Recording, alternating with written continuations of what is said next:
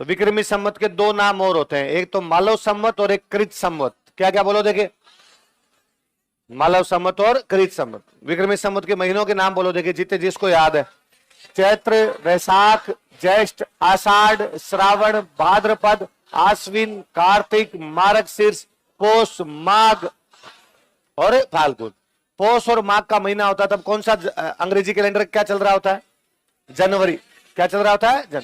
और माघ और फाल्गुन हो तो फरवरी, फाल्गुन और चैत्र में मार्च, है ना। इसी प्रकार से लास्ट तक वो चलता रहता है। फिर हमने पढ़ा था कि इसका जो नया साल आता है वो चैत्र के महीने में आता है, पर चैत्र के महीने में पहले पक्ष आता है कृष्ण और बाद में आता है शुक्ल। तो कृष्ण पक्ष में नहीं आता, कब आता है वो? शुक्ल पक्ष में। और शुक्ल पक्ष की एकम को बोलते हैं प्रतिपदा। क्या बोलते हैं? किसी भी एकम को क्या बोलते हैं? प्रतिपदा। तो चैत्र शुक्ल प्रतिपदा को क्या आता है? नया साल। इतनी बातें पढ़ी, इसे आगे पढ़ते हैं। लो, नई रजिस्टर है, जो रजिस्टर है उसमें उतार लेना आप।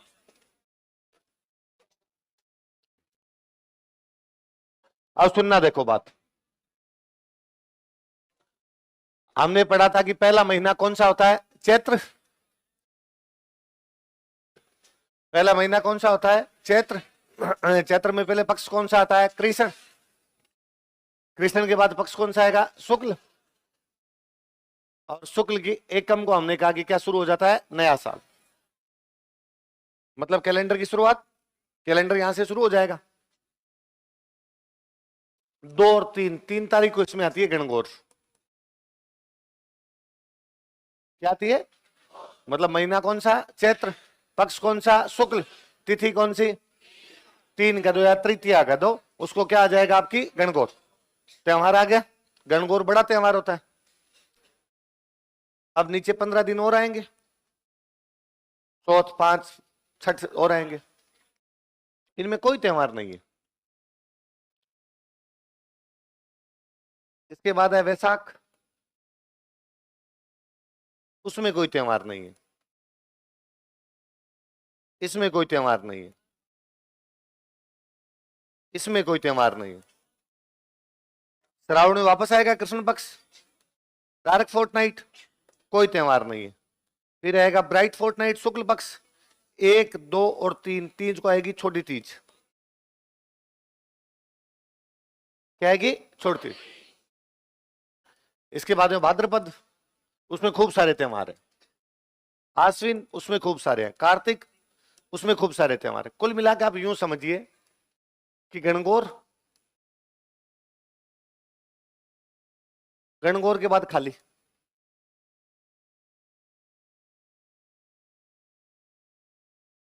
छोटी तीज और उसके बाद त्योहार त्योहार लगातार।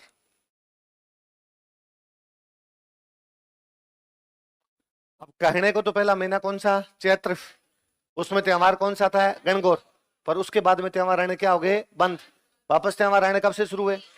और उसके बाद लगातार त्योहार है। तो एक लाइन है, एक लाइन में एक आदमी खड़ा है यहां, फिर पूरा कमरा खाली है, फिर कमरे के बाहर से लाइन वापस शुरू है।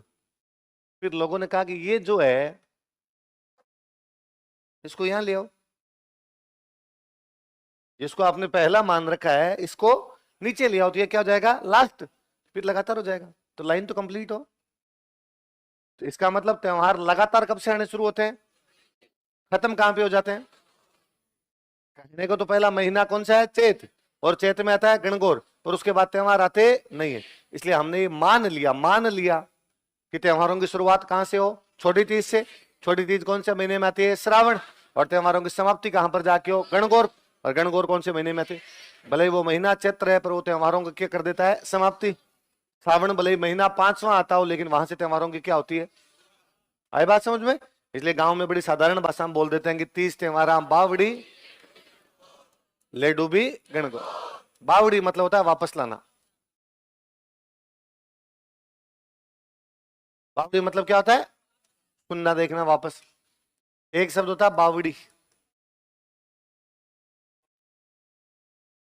मेरा 1-2 बार पहले बताया हुआ है कि राजस्थानी में जो ऊपरी डंडा लगता है इसका मतलब है। इसको बोलेंगे बावड़ी। इसको क्या बोलेंगे?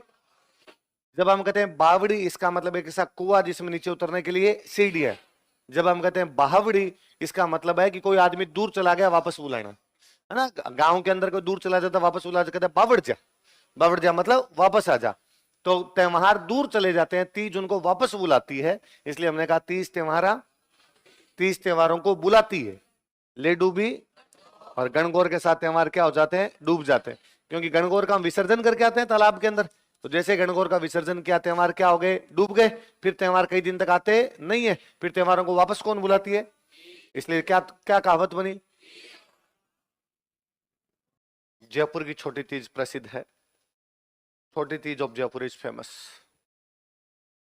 जयपुर की छोटी तीज प्रसिद्ध है, छोटी Teej of Jaipur is famous.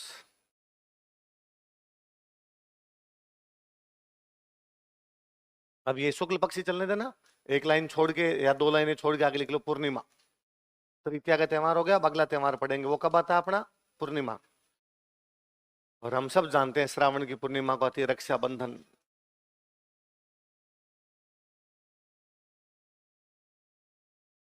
घरों में हम नोटिस भी करते हैं कि जब राखियां बांधते हैं तब हाथ में नारियल देते हैं, इसलिए इसको बोलते हैं नारियल पूर्णिमा। क्या बोलते हैं।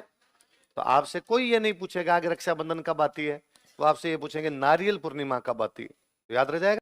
ठीक है, तो कौन कौन से दो पक्ष, ये तो कृष्ण पक्ष और एक शुक्ल पक्ष। आप पहले इसमें कृष्ण पक्ष के लिखेंगे, क्योंकि वहां तो त्योहारों की शुरुआत ही तीज से करनी थी, तीज शुक्ल में आती, इसलिए हमने कहां से शुरू किया, शुक्ल। यहाँ आपने कृष्ण का लिखेंगे। अच्छा एक बात और सुनो, सबसे अधिक हिंदू त्योहार यदि किसी एक विशेष महीने में आते, 2 महीना कौन सा। सबसे अधिक मेले किसी एक विशेष महीने में आते हैं हिंदुओं के, तो वो कौन सा है। अभी हम देखेंगे कि हमारे ज्यादातर देवी देवताओं के जो मेले हैं वो कौन से महीने में आ जाते हैं।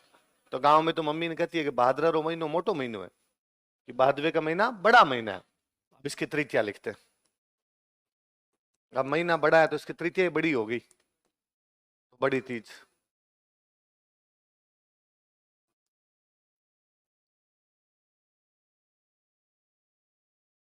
इसी का एक नाम हो रहा बूढ़ी तीज।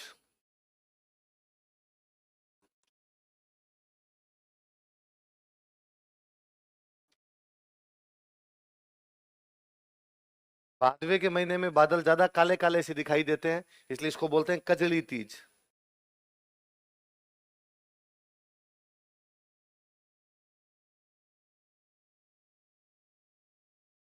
इस भादवे वाली तीज पे वो सातू के लड्डू बनाते हैं घरों में, तो इसको बोलते हैं सातुड़ी तीज।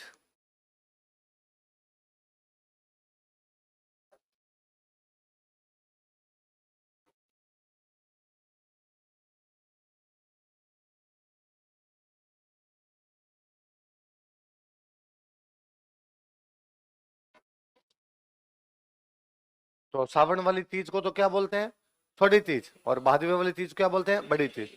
सावन वाली तीज छोटी तीज में, भादवे वाली तीज बड़ी तीज में कितने दिनों का गैप है, 15 दिन, क्योंकि वो शुक्ल पक्ष की रे कौन सी है, तो शुक्ल पक्ष से कृष्ण पक्ष में कितने दिन का गैप आ जाता है ना। ऐसे भी हमेशा ध्यान रखना, कई बार सिंपल सवाल उठा के दे देता है कि छोटी तीज था बड़ी तीज में कितने दिनों का फर्क है, फिर वहां या तो अपना दिमाग नहीं चलता या अपने लगता 30 से 30 महीना हो गया।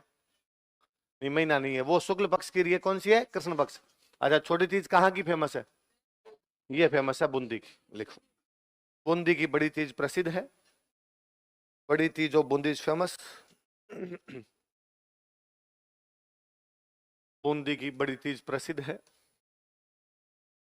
बड़ी Teej of Bundi is famous.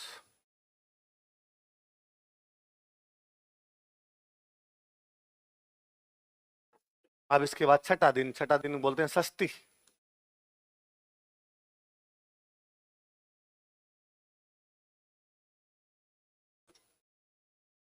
अपने नॉर्मल भाषा में बोल देते हैं छठ, थोड़ी जगह छोड़ के, हमेशा जब भी अगला लिखो 2-3 लाइनें छोड़ के लिखा करो। दो नाम है इसके, एक तो बोलते हैं उब छठ, क्या बोलते हैं, उब छठ, और एक बोलते हैं हल छठ।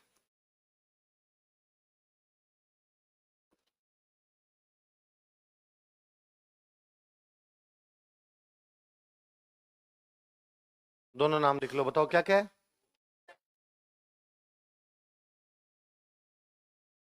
उब छठ और हल छठ। पश्चिमी राजस्थान में खड़े होने को कहते हैं उब, खड़े होना क्या कहते हैं, उब। मैं अभी हिंदी में किसी को आपको कहूं तो मैं कह अरे खड़े होना तुम, मैं इंग्लिश में पढ़ा था तो मैं कहता स्टैंड अप। ये कि ये राजस्थानी जो बोलते थे कि उबो, उबो मतलब खड़ा। आप सब बैठे और मैं उबो हूं, मैं खड़ा हूं। तो ऐसा व्रत जिसमें खड़े खड़े रहा जाए पूरे दिन, छठ के दिन खड़े खड़े रहते हैं, इसलिए नाम क्या पड़ गया? है ना? तो लड़कियां व्रत रखती है, सारा दिन खड़े खड़े व्रत रखती है, इसलिए नाम क्या पड़ गया? उपचक। भगवान कृष्ण के एक भैया थे, उनका नाम था बलराम जी। क्या नाम था? आप ऐसा ही में आपके काम भी आएगा। बलराम जी का प्रिय हथियार था हल। क्या था? इसलिए बलराम जी को बोलते हैं हलधर। क्या बोलते हैं? वह जो हल को धारण करे वो क्या कहलाए? हलधर। उन बलराम जी की जयंती होती है, उनका ये बर्थडे है, तो उस दिन हल की पूजा की जाती है, इसलिए नाम क्या पड़ गया? अच्छा, हल की पूजा क्यों की जाती है? क्योंकि बलराम जी का बर्थडे। तो लिख लो ब्रैकेट में बलराम जयंती।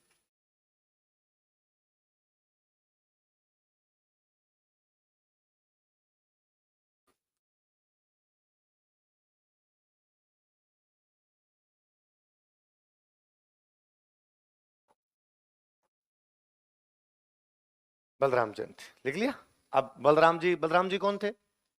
भगवान कृष्ण के बड़े भैया। तो इनके बर्थडे के 2 दिन बाद ही कृष्ण जी का बर्थडे आ जाएगा। लिखो अष्टमी। आप सब जानते हो, अपने को ज्यादा बात करने की आवश्यकता है नहीं। कृष्ण जन्माष्टमी।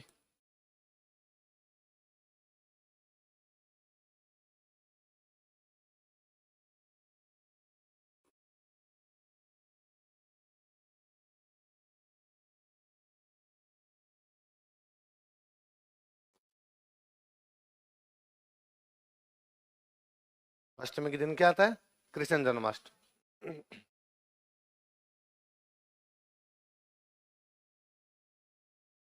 इसके बाद लिखो नवमी। अपने राजस्थान के नहीं, उत्तर भारत के एक बड़े लोक देवता है गोगा जी महाराज, उनका दिन होता है, इसलिए इसलिए बोलते हैं गोगा नवमी।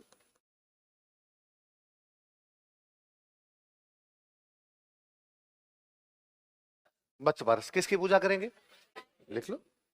इस दिन बछड़े की पूजा की जाती है। Calf is worshipped on this day. सती माताओं की पूजा करते हैं हम।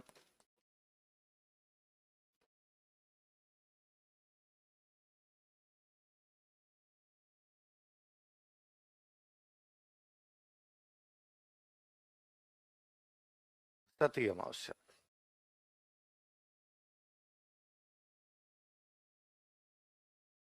मैं अभी न्यू ईयर वाली छुट्टियां थी, मैं कर्नाटक गया हुआ था। कुर्ग, कुर्ग पढ़ते हैं अपने पॉलिटी में, कुर्ग। कुर्ग कुर्ग गया था। कुर्ग वास्तव में कोई जगह का नाम नहीं है। कुर्ग उस पूरे क्षेत्र को ही कहते हैं ना, जैसे राजसमंद नाम की कोई जगह नहीं है, झील है, वैसे कुर्ग नाम की कोई जगह नहीं है। एग्जैक्टली वो जगह जो है उसका नाम है मड़केरी। क्या है? मड़केरी। कोई राजा हुआ था वहां पे कर्नाटक में, उसका नाम था मुद्दा। उस मुद्दा नाम के राजा ने उस शहर की स्थापना की, इसलिए उसका नाम था मुद्दा राजा केरी। केरी मतलब वो शहर, मुद्दा राजा ने जो शहर बसाया, मुद्दा राजा केरी। फिर धीरे धीरे लोगों ने राजा तो हटा दिया, मुद्दा केरी मुद्दा केरी मुद्दा केरी करना शुरू कर दिया। अंग्रेजों के टाइम से उनसे मुद्दा केरी भी नहीं बोला गया, तो उन्होंने मड़ा केरी करके मड़केरी कर दिया। अब उस जगह को मड़केरी बोलते हैं। वहां के लोगों को बोलते हैं कोडागू। वहां के जो लोग थे उनकी जाति थी कोडागू। तो कोरागू पीपल कोरागू पीपल कोरागू पीपल करते करते कुर्ग हो गया। तो कुर्ग उस पूरी बाउंड्री को, उस पूरे इलाके को कुर्ग कहते हैं। भारत के पहले थल सेनाध्यक्ष के एम करियप्पा जो थे, करियप्पा सर वहीं कुर्ग के थे। और भारत के एक और बहुत फेमस जनरल रहे हैं, जनरल थिमैया। जनरल थिमैया वहीं के थे। जनरल थिमैया जो बाद में यूएन पीस आर्मी के वो बने थे, अध्यक्ष बने थे। यूएन पीस आर्मी, संयुक्त राष्ट्र संघ की जो पीस आर्मी थी, साइप्रस, साइप्रस जो देश है वहां भेजा गया था जनरल थिमैया को। तो जनरल थिमैया के नाम से वहां म्यूजियम भी बना हुआ है। तो वहां घूमने के लिए कहाँ जाए, तो पता चला कि यहाँ एक म्यूजियम है, उस म्यूजियम को देख के आ सकते हैं। तो बेसिकली किसी टाइम में वो एक शिव टेम्पल था, वीरभद्रेश्वरी टेम्पल था। इसे अंग्रेजों के टाइम में चर्च बना दिया गया, और अब उसको म्यूजियम बना रखा। हालांकि जीसस की फोटो लगी हुई पर म्यूजियम है। तो उसमें पुराने राजाओं के टाइम के कोई हथियार रखे हुए हैं। कर्नाटक में अलग अलग जगह से मिली हुई मूर्तियां रखी हुई है। थोड़ी और कुछ चीजें, किताबें विताबें रखी हुई है पुराने टाइम की, कोई पेंटिंग के वो एग्जाम्पल वगैरह रखे हुए हैं। उससे बाहर निकलते हैं, तब साइड में क्यों गार्डन सा खाली जमीन पड़ी है, और वहां पे खूब सारे पत्थर रखे हुए।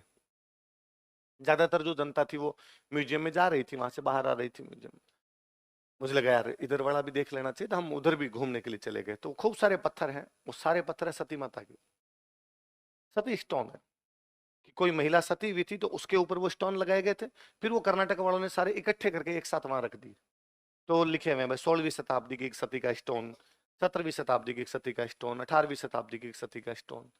एक चीज और पल्ले पड़ी, कि थर्ड क्लास से पढ़ते आए थे कि सती प्रथा राजस्थान के राजपूतों और बंगाल के ब्राह्मणों में थी। ये तो साउथ में पड़ी है।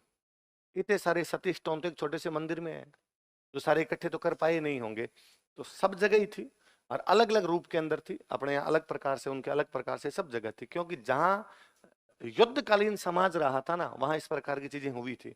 तो जो भी हमारी सती माता है, उन सती माताओं की हम पूजा करते हैं अमावस्या के दिन। कौन सी अमावस्या के दिन? भाद्रपद की, इसलिए कौन सी अमावस्या होगी? आप अच्छा, ये दिन कौन सा जो हम पढ़ रहे हैं? द्वितीया। तो ये मेला शुरू होता है द्वितीया से, चलता है एकादशी तक। कहां तक चलता है? तो लिख लो द्वितीया से एकादशी तक, ताकि याद रह जाएगा। फ्रॉम द्वितीया टू एकादशी।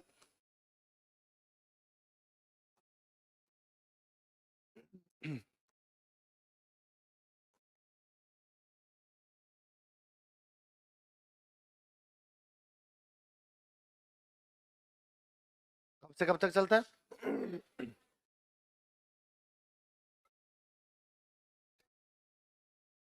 बड़ा मेला होता है, खूब सारे पैदल यात्री जाते हैं, तो यूं लगता है भीड़ ज्यादा होती है, ऐसे लगता है जैसे कुंभ का मेला हो। ये चूंकि मारवाड़ में भर रहा होता है, इसलिए इस मेले को कहते हैं मारवाड़ का कुंभ। क्या कहते हैं? लिखो, इस मेले को मारवाड़ का कुंभ कहा जाता है। This fair is called as Kumbh of Marwar. इस मेले को मारवाड़ का कुंभ कहा जाता है। This fair is called as Kumbh of Marwar.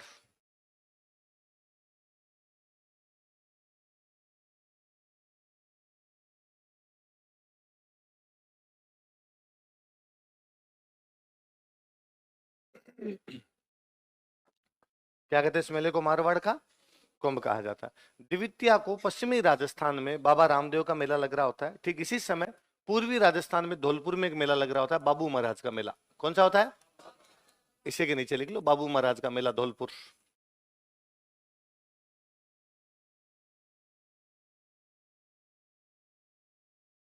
फिर बाबू महाराज।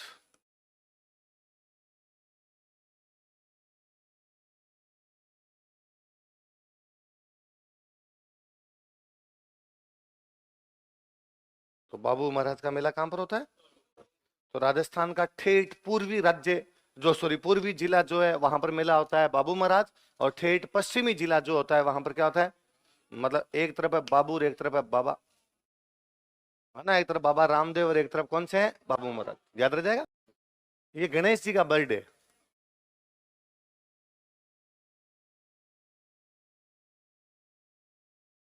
इसलिए क्या होगी? गणेश चतुर्थ।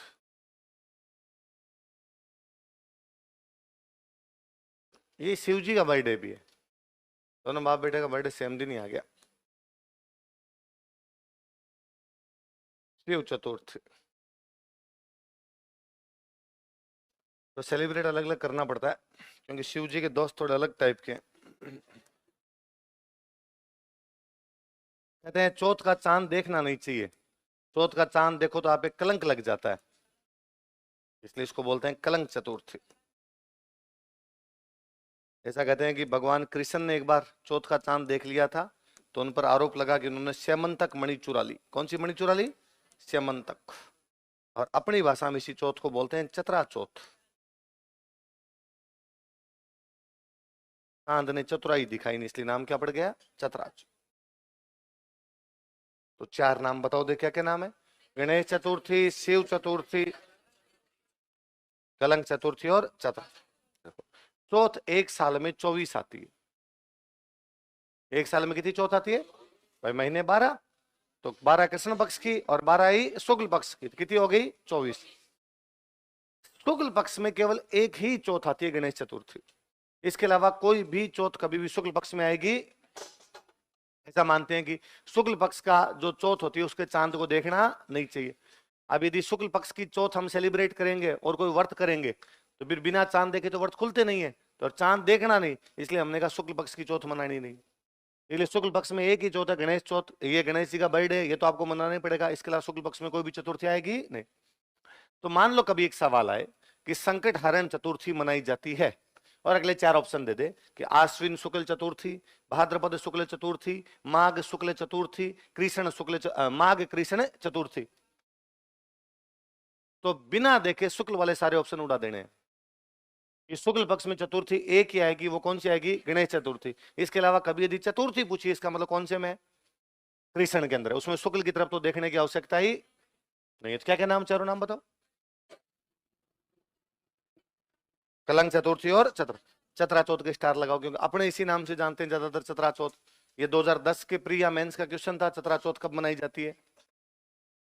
अब ऑब्वियस ही बात है, जैसे अभी हम बात कर रहे थे कि भाई गणेश जी के जितने भी मेले होंगे वो कब लगेंगे, गणेश चतुर्थी को, ऑब्वियस ही बात है, इसी दिन लगेंगे। अब अपने तो सारे मेले तो क्यों पढ़े, अपने केवल फेमस मेले पढ़ लेते हैं। तो दो फेमस मेले पढ़ते हैं अपने। एक तो आपका त्रिनेत्र गणेश, कहां पर है।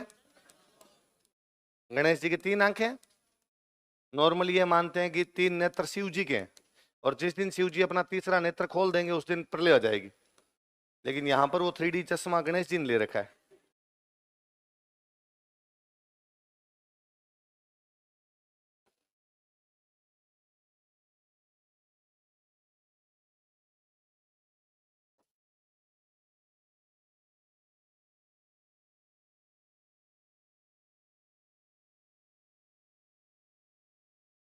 एक है चुंदी तीर्थ मेला, ये लगता है जैसलमेर, गणेश जी के हैं दोनों।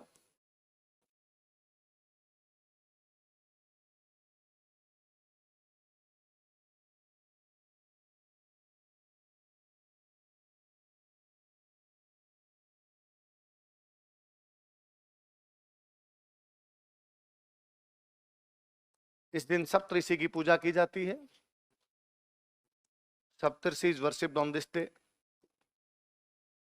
इस दिन सप्तऋषि की पूजा की जाती है, Saptarishi is worshipped on this day.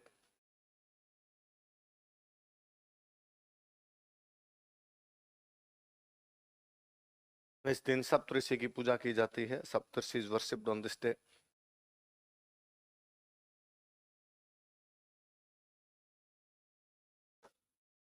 हम सब रक्षाबंधन मनाते हैं श्रावण की पूर्णिमा को। माहेश्वरी जाति के जो लोग होते हैं वो इस दिन राखियां बांधते हैं, इसलिए कौन से समाज का रक्षाबंधन हो गया, लिखो, आप लिखो अष्टमी। आप बताओ कृष्ण पक्ष की अष्टमी को क्या पढ़ा था हमने, कृष्ण जन्माष्टमी, क्या पढ़ा था, कृष्ण जन्म। ये इधर राधा अष्टमी है। भगवान कृष्ण कृष्ण पक्ष में पैदा हुए इसलिए काले थे, राधा जी शुक्ल पक्ष में पैदा हुए इसलिए गोरे थे। तो गीत आता रहता है, राधा क्यों गोरी मैं क्यों काला। इस बार आप कहना रुको भगवान, हम बता देते हैं, बड़ा सिंपल लॉजिक है, इतना दिमाग क्यों लगाया। अष्टमी को क्या आती है, राधाष्टमी। बड़ा मेला बढ़ता है, आगे हम इस मेले के बारे में और पढ़ेंगे। अपने अजमेर में एक जगह पड़ती है सलेमाबाद, कौन सी जगह है, सलेम, लिख लो।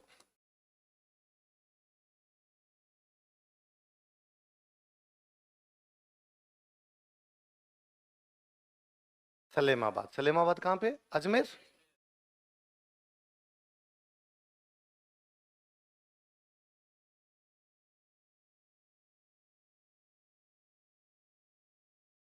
इसके बाद आ जाओ 10वीं।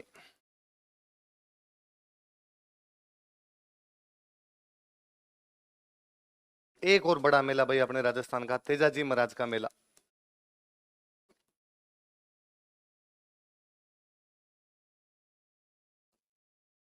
तो पश्चिमी राजस्थान के तीन बड़े देवता, गोगा जी महाराज, रामदेव जी महाराज, तेजाजी महाराज, तीनों के मेले कौन से महीने में, भाद्रपद। गोगा जी महाराज का मेला भाद्रपद कृष्ण नवम में, रामदेव जी का मेला भाद्रपद शुक्ल द्वितीया, तेजाजी महाराज का मेला भाद्रपद शुक्ल दशमी। गोगा जी महाराज के मेले कहाँ कहाँ पे, ददरेवा और गोगामेड़ी। रामदेव जी का मेला कहाँ पे, रुणीचा। तेजाजी महाराज का मेला परबतसर।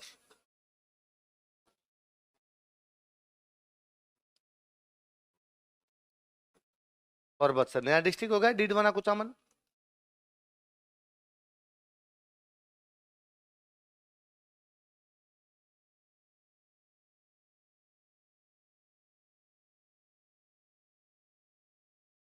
भगवान कृष्ण कब पैदा हुए बताओ, भाद्रपद कृष्ण अष्टमी।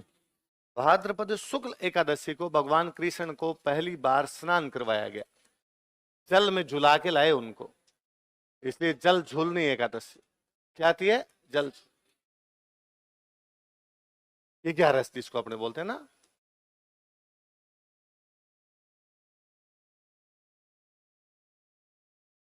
देवता को झुला के लाए इसलिए बोलते हैं देव झूलनी एकादशी।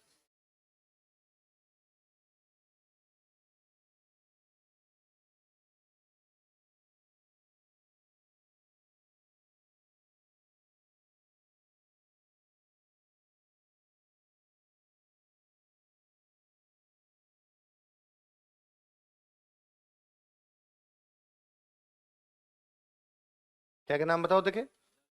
जल झूलनी एकादशी और देव झूलनी एकादशी। जलवा, जलवा बोलते हैं गांव में, छोटे बच्चे को नहलाते जलवा। तो भगवान कृष्ण का एक प्रकार से क्या था? जलवा था। तो भगवान कृष्ण की मूर्तियों को आज भी मंदिर से निकालते हैं और वहां तालाब पे लेके जाते हैं, नहला के उसको वापस लाते हैं। तो कोई पूछे भगवान कृष्ण की मूर्तियों को स्नान कब करवाया जाता है? जल झूलने, लिख लो। इस दिन भगवान कृष्ण की मूर्तियों को स्नान करवाया जाता है। Idols of lord Krishna to be bathed on this day. Idols of lord Krishna to be bathed on this day. अभी हमने ऊपर गणेश जी का बर्थडे पढ़ा था, बताओ कब पढ़ा था गणेश जी का बर्थडे? गणेश चतुर्थी, मतलब भाद्रपद शुक्ल चतुर्थी। तो इस दिन घर में गणेश जी की मूर्ति लाते हैं और उसकी स्थापना करते हैं। मतलब गणेश जी की क्या होती है? स्थापना। फिर 10 दिन तक गणेश जी की पूजा करते हैं। कितने दिन तक? और 10 दिन के बाद में आ जाती है चतुर्दशी। इस दिन जाके गणेश जी की मूर्ति को बहा देते हैं। तो गणेश विसर्जन होता है। क्या होता है? गणेश विसर्जन। अपनी भाषा में और बोलते हैं उसको अनंत चतुर्दशी। क्या बोलते हैं? लिख लो।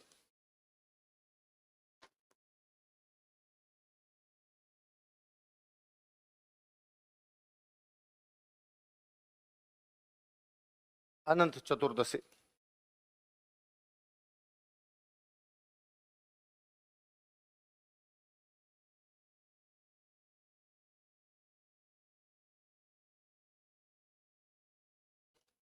अनंत चतुर्दशी।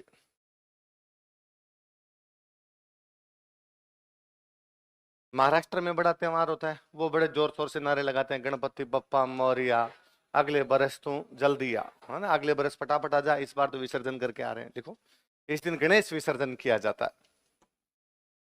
इस दिन गणेश विसर्जन किया जाता है।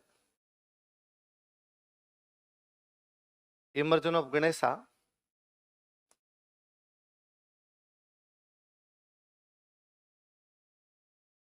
और इस पूर्णिमा से शुरू हो जाते हैं श्राद्ध। क्या शुरू हो जाते हैं? श्राद्ध। लिख लो भाई, श्राद्ध स्टार्ट्स।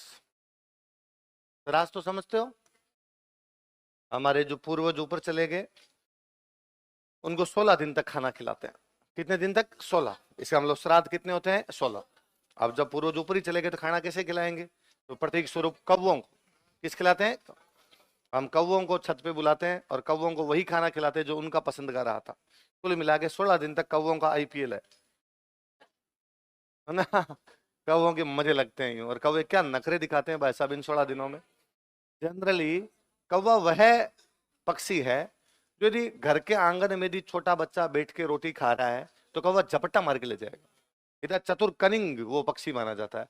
पर इन 16 दिनों के अंदर आप छत पे बैठ के चूरमा लेके बैठे रहते हैं, कौवों को बुलाते रहते हैं, लेकिन कौवा आता भी 15-20 मिनट बाद में। गर्मी में जब कौवा आता भी है, आप भी परेशान हो रखे हो, तो आपको लगता है भाई इस बार कौवा आ गया, इस बार लेके चला जाएगा, और आप उसकी तरफ ही करते हो कि आ जा। वो नजदीक आके देखता है कि मेन्यू चूरमा आए हैं। पड़ोसियों के हलवा बनावा भाई साहब, क्या डल डली चूरमा ले आते हो रे? तुम्हारा जो भी डोकरा था खाली उसको चूरमा ही पसंद आ गया? कोई ढंग की चीज भी खाता होगा यार, वो भी खिला दिया करो। भादवे में सबसे अधिक त्योहार है। भादवे में आप इधर देखेंगे तो यही पढ़ा हमने। आप इधर देखेंगे तो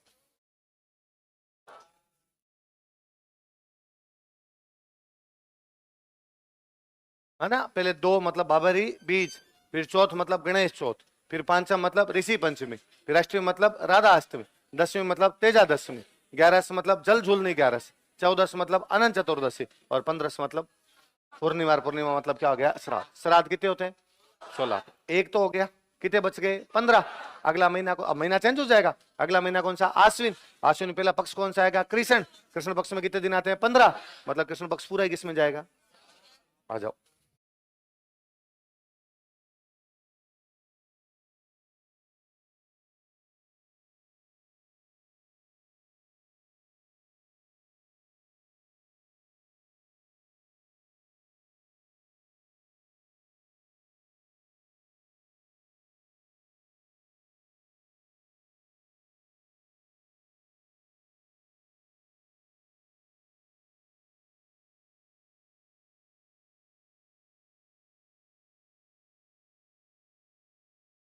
जैसे ही सांझी समाप्त होती है, एकम से नवरात्रे शुरू हो जाते हैं। और सर्दी से पहले वाली जो ऋतु होती है उसको बोलते हैं शरद ऋतु। इसलिए नवरात्रि भी कौन से हो गए? शरद नवरात्र। नवरात्रे 13 होते हैं या 17 होते हैं? 9 ही होते हैं क्या? यही तो नींदों में 13 बोल हो गए।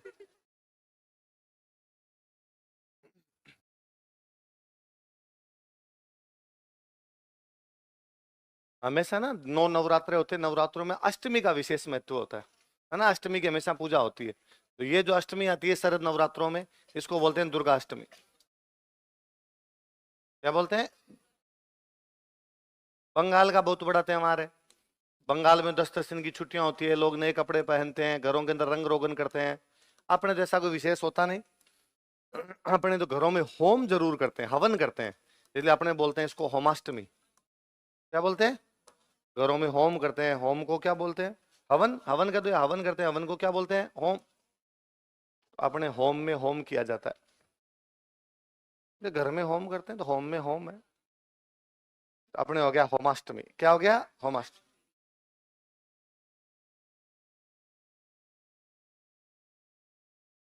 तो दुर्गाष्टमी, दुर्गा माता की पूजा इसलिए कहते हो दुर्गाष्टमी। होम या हवन करते हैं इसलिए क्या कह दिया इसको? होमाष्टमी। और आप सब लोग जानते हैं इसकी 10वीं को फिर राम जी ने रावण को मारा था, विजयादशमी।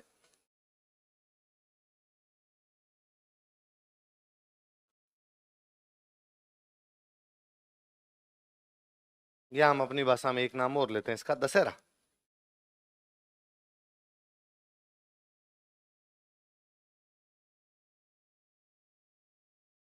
कोटा का कौन सा मेला फेमस है? दशहरा मेला फेमस है।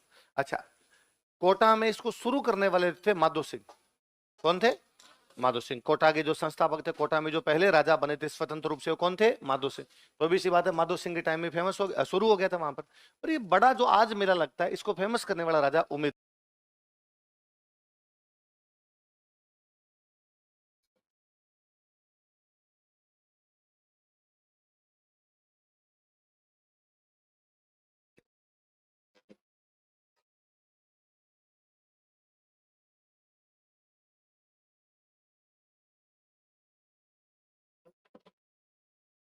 बताओ पूर्णिमा क्या क्या बताओ देखे। शरद पूर्णिमा है। हमने ऊपर पढ़ा कि नवरात्र शरद नवरात्र है, तभी मैंने आपको कहा कि शरद ऋतु होती है, इसलिए पूर्णिमा भी क्या हो गई? शरद पूर्णिमा। ऐसा कहते हैं भगवान कृष्ण ने पहली बार इसी दिन रास रचाया था। क्या रचाया था? इसी पूर्णिमा में रास रचा, इसलिए इसका नाम क्या हो गया? रास पूर्णिमा। ऐसा भी मानते हैं कि जनरली पूर्णिमा को यह कहा जाता है इस दिन चांद पूरा होता है, पर हम कहते हैं 12 महीनों में सबसे अधिक चांद जिस दिन चमकता है वो शरद पूर्णिमा की रात है। उस दिन सबसे अधिक चंद्रमा की चांदनी जो चमकती है। ऐसा मानते हैं हम कि उस दिन चंद्रमा की चांदनी से अमृत बरसता है। क्या बरसता है? इसलिए अक्सर घरों के अंदर रात को खीर बनाते हैं और उसको चांद की चांदनी में रख देते हैं, अगले दिन खाते हैं। कहते हैं वो अमृत बरस के खीर में आएगा, और यदि वो खीर हम खाएंगे तो उससे हमारी आंखों की रोशनी तेज हो जाएगी। आपके जिन जिन के चश्मे लगे हुए हैं पहले इस्तेमाल करें, और जिनके चश्मे नहीं लगे हुए हैं प्लीज कम खाएं, डोबे फट के बाहर नहीं आने चाहिए। मेले होते हैं, लिखो मेले।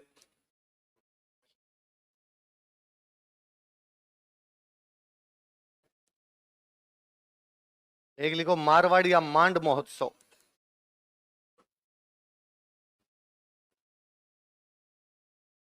ये होता है भाई जोधपुर में, आके जोधपुर लिख लेना। मारवाड़ फेस्टिवल या मांड फेस्टिवल। मांड एक लोक गायन शैली होती है, आगे हम पढ़ेंगे।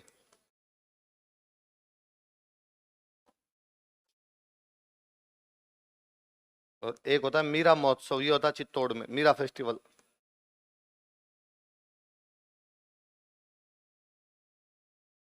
मारवाड़ जोधपुर में, मीरा फेस्टिवल चित्तौड़ में। उस मारवाड़ फेस्टिवल जो कि जोधपुर में होता है, उसमें मांड गायन शैली के गीत गाए जाते हैं, तो उसका नाम मांड फेस्टिवल भी हो गया। एक मीरा फेस्टिवल होता है, ये होता है चित्तौड़ में। ये अपनी भाषा में हम बोलते हैं इसको धनतेरस।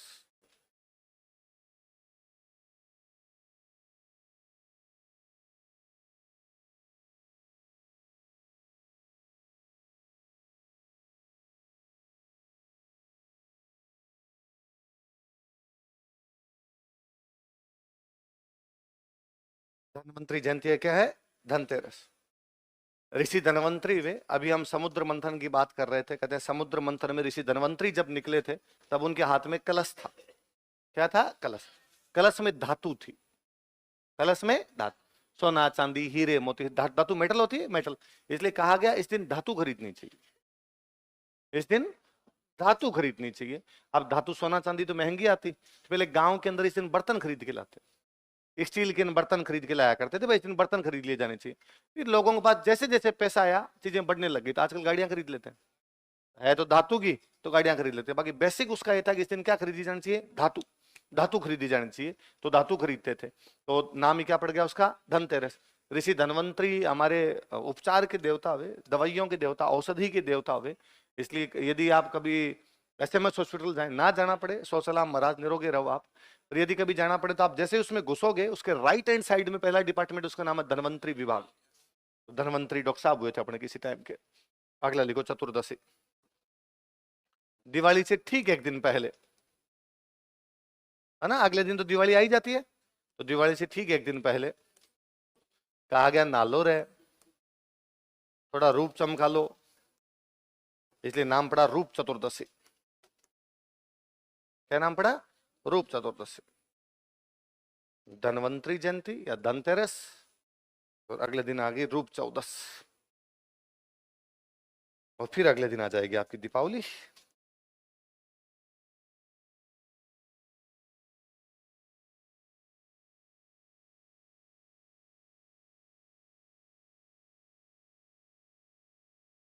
अमावस्या। हमारे जैन धर्म में 24 तीर्थंकर हुए, जो 24वें तीर्थंकर थे वो थे भगवान महावीर। कौन थे? भगवान महावीर को इसी दिन मृत्यु हुई थी। स्वामी दयानंद सरस्वती की मृत्यु भी दीपावली के दिन हुई थी। बड़े लोगों की मृत्यु को हम बोलते हैं उनको मोक्ष मिली है। क्या मिली है? मोक्ष। मोक्ष के लिए एक शब्द आता है निर्वाण। क्या आता है? निर्वाण। तो ये भगवान महावीर का और स्वामी दयानंद सरस्वती का निर्वाण दिवस है। कैसा दिवस है? निर्वाण मतलब मोक्ष, मोक्ष मतलब वही मृत्यु। और भगवान इंद्र ने गोकुल पर मूसलाधार बारिश कर दी, इसलिए गोकुल के लोगों को बचाने के लिए भगवान कृष्ण ने अपनी अनामिका पर गोवर्धन पर्वत को उठा लिया था। इसलिए इस दिन किसकी पूजा की जाती है? तो किसने उठा लिया था? इसलिए इस दिन भगवान कृष्ण के जितने मंदिर होते हैं उनमें खाना बनाते हैं, और खाना बना के लोगों को खिलाया जाता है। अपनी भाषा में बोलते हैं अन्नकूट। क्या बोलते हैं? तो सब जगह अन्नकूट होता है। भगवान कृष्ण का एक बड़ा मंदिर अपने नाथ द्वारा में, तो वहां पे बड़ा खाना होता है, तो उसको बोल दिया अन्नकूट महोत्सव। क्या बोल दिया? बाकी होता सब जगह अन्नकूट है, लिखो अन्नकूट महोत्सव नाथ द्वारा, अन्नकूट फेस्टिवल।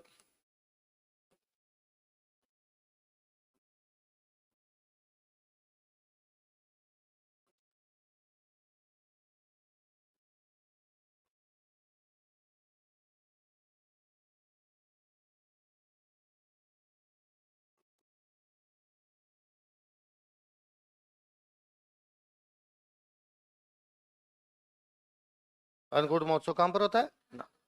नाथ द्वारा। अब नाथ द्वारा मतलब राजसमंद। राजसमंद साइड में अपने एक जनजाति बहुतायत के अंदर रहते हैं भील। कौन रहते हैं? भील।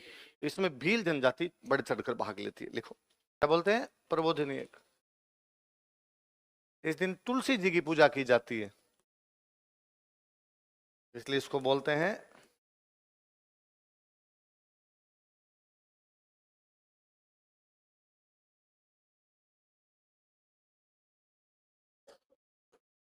तुलसी एकादशी।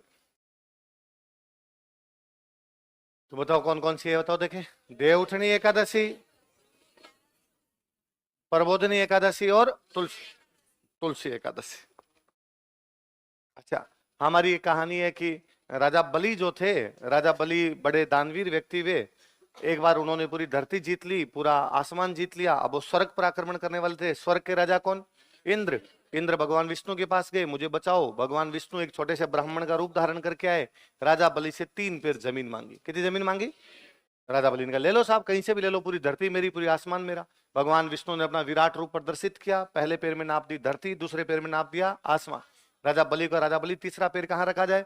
राजा बलि ने कहा साहब भगवान साक्षात के दर्शन हो गए, मेरे सर माथे पे आपके चरण कदम रखो। उसके सर पे अपना तीसरा कदम रखा और उसे पाताल लोक में पहुंचा दिया।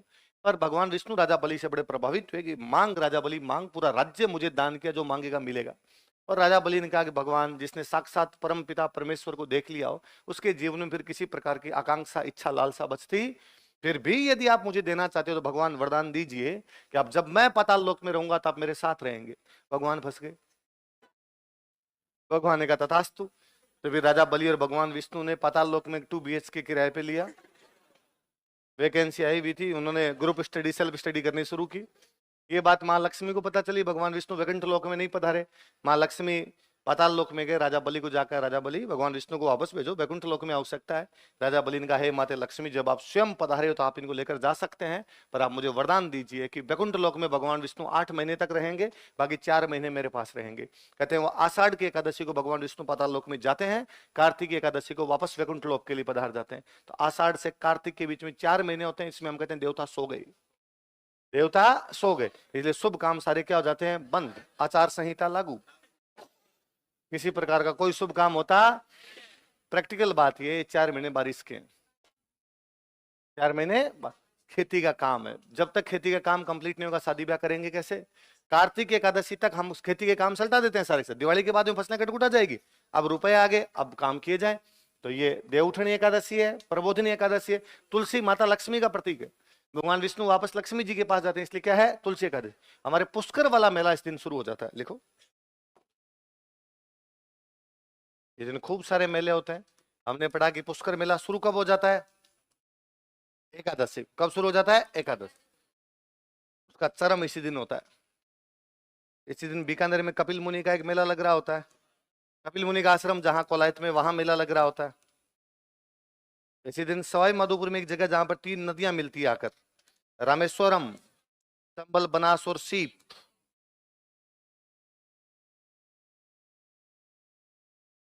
और इसी दिन झालावाड़ में एक जगह पड़ती है झालरा पाटन, वहां पर मेला लगता है चंद्रभागा।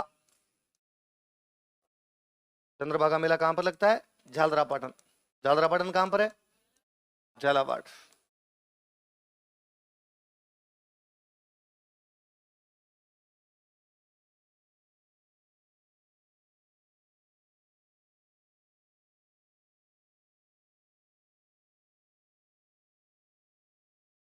कहाँ कहाँ मेले बताओ, देखिए, पुष्कर, कोलायत, रामेश्वरम और चंद्रभागा मेला। चंद्रभागा मेला कहां पर है, पुष्कर कहां पर, अजमेर। कोलायत कहां पर, बीकानेर। रामेश्वरम कहां पर, सवाई माधोपुर। चंद्रभागा मेला जो है ना पशु मेला है, लिखो चंद्रभागा मेला के नीचे।